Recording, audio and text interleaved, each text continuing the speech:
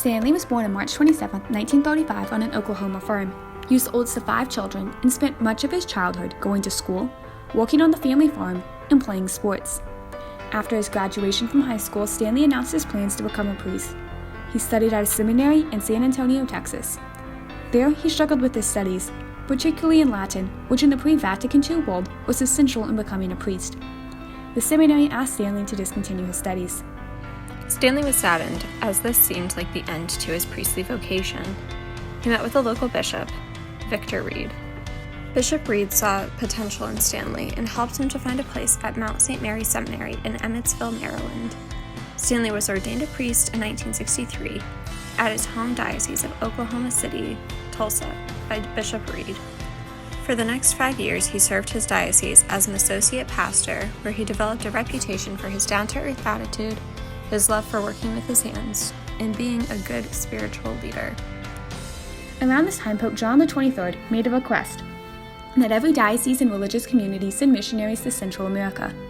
Father Stanley volunteered for this opportunity and left for Santiago Atitlan, Guatemala, in 1968, where he would serve the Tutihil people. Once in Santiago Atitlan, Father Stanley quickly became a fixture within the community. His natural talents of farming and working with his hands were put to good use to helping the indigenous community. He learned Tutihil so he could preach to the people in their native language. He visited their homes and shared their simple meals with them. He helped the community build a radio station, a hospital, and advance their farming tech. In the background of this mission, there was a civil war raging in Guatemala between the militarist government and guerrilla groups. The oppressive militarist government saw Father Stanley's efforts to advance and educate the indigenous peoples as a threat to their power. The government maintained control by suppressing the indigenous population.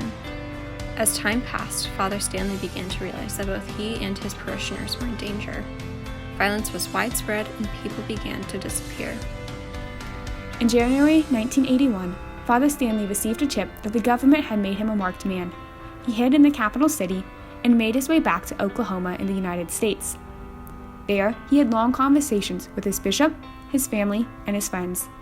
They all encouraged Father Stanley to remain in Oklahoma out of fear that he would be killed if he returned. But Father Stanley told his brother that a shepherd cannot run from his flock. He returned to Santiago Atitlan in time for the Holy Week celebrations. On July 28, 1981, 3 men broke into Father Stanley's rectory in the middle of the night, shot, and killed him. The news quickly spread across the Tutihil village. Their anger could have easily turned into a riot, but that would have been pointless with the government's army stationed nearby. Shortly before his death, Father Stanley had asked the Carmelite sisters to sing Easter songs with the people in the event of his assassination.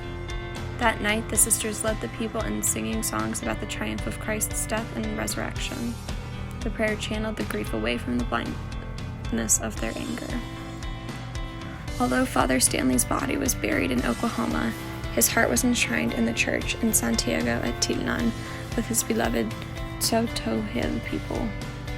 His cause for canonization was opened in 2007, and in December 2016, Pope Francis officially recognized Father Stanley as a martyr for the faith. He is the first martyr from the United States. He was beatified in September 2017, and he is a model of prudence. Blessed Stanley Rother, pray for us.